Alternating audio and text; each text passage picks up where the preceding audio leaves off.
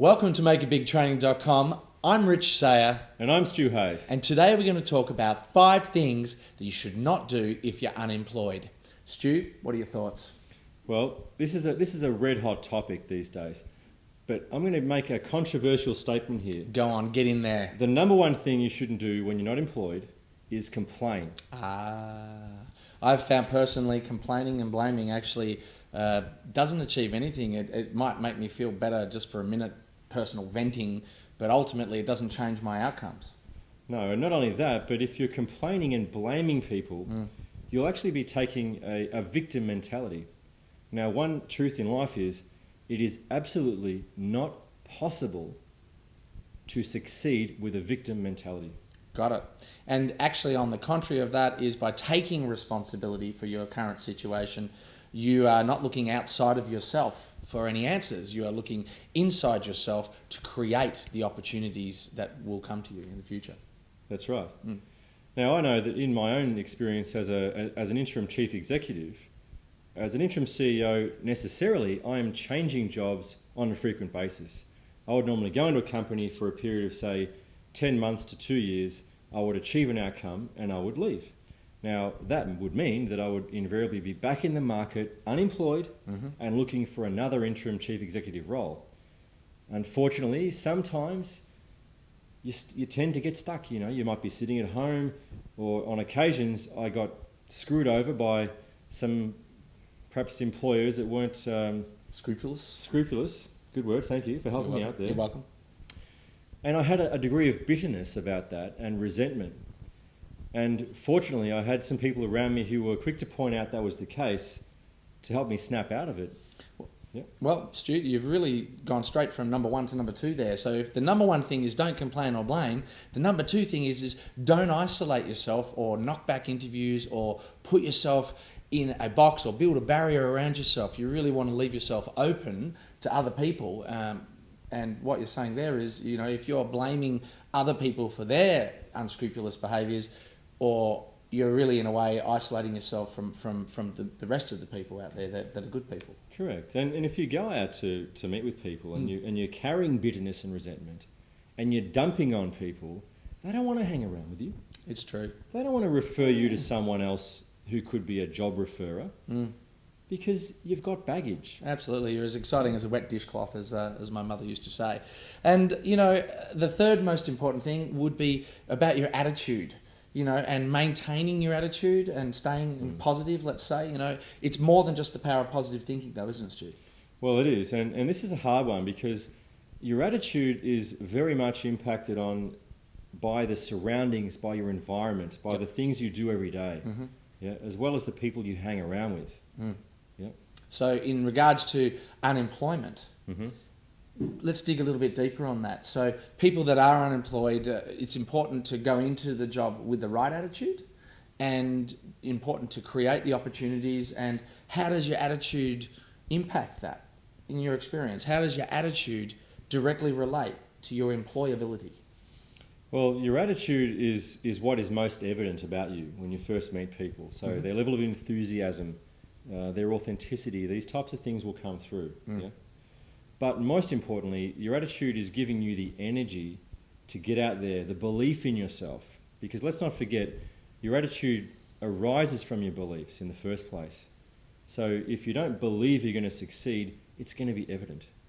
And I challenge that almost every person here who's watching has at some point in life come across someone, and personally a friend perhaps, and saw that they were doubting themselves. And you could see they were never really going to succeed because of that.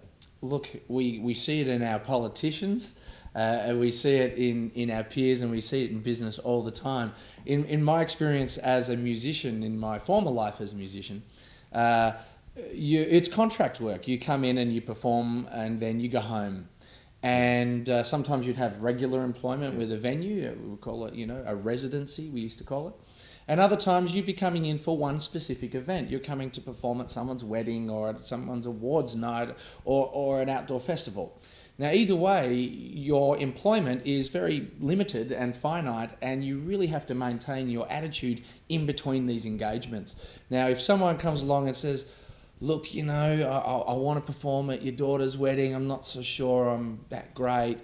You're definitely not going to engage them. So it's important to maintain your enthusiasm and your positive attitude about what you're doing, and that generally reflects in the opportunities that are given to you. But equally, in your case, I'm speculating here, but if you were hanging out with other musicians who were saying things to you like, I haven't had a gig for 3 months, the market's changed, they don't want to book bands that are like ours anymore, the pay isn't good enough anyway, blah, blah, blah, blah, blah.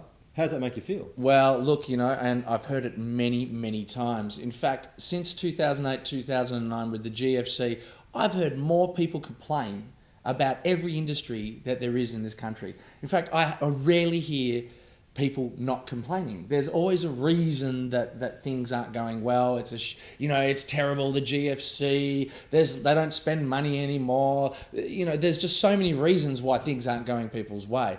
I've personally found that it doesn't benefit me at all to focus on those things, and instead of complaining and focusing on the negative conversation that's going on, I would rather take my energy and focus on my customers and try and listen to the problems they're having. Now, on the contrary to what I just said, if my customers are complaining, that is awesome, because I can now try and solve their problems.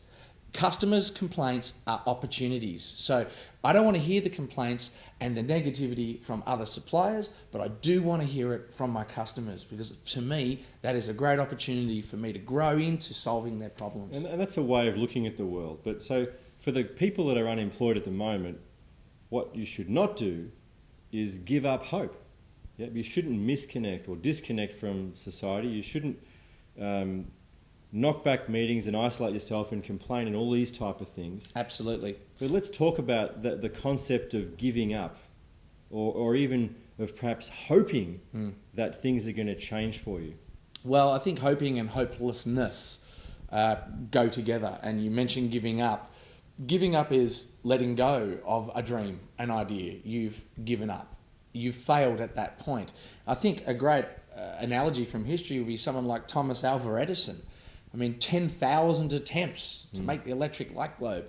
Can you imagine, Stu, at 9,999?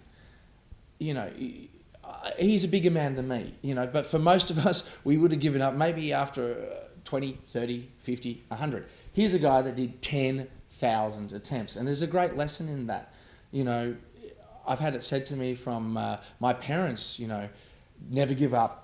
Never give up, never give up. They're big Winston Churchill fans too. But can I say this? When you say that, it actually leads naturally into the fifth area that I wanted to talk about today. Yep.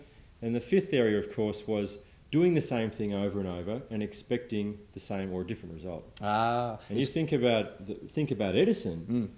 Do you think it was the case that in each of those 10,000 occasions that he didn't make a change? He did something different.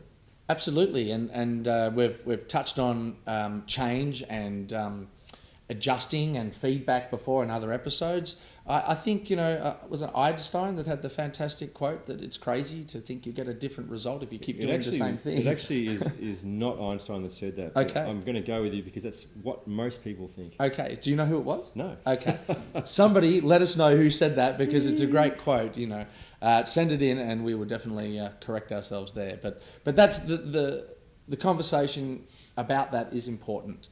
It's important not to give up, and it's important to continually adapt to your situation and try different things until you get the result that you're after. And take responsibility for your attitude. Take responsibility for the fact that you may have been screwed over, but let go of any bitterness and negativity about it. Don't fall into the trap of blaming and complaining. Being responsible removes you from being a victim. If you're unemployed at the moment and you're looking for a job, just remember that now is your time for change and transition, and you have a clean slate. You can go and be who you want to be and do what you want to do, and just be prepared to put in the effort to get there. Even better, you could be who you could be. Nicely said. Just remember, whatever you do in life, career and business, get out there and make it big. Thanks for staying with us. We look forward to speaking to you again soon.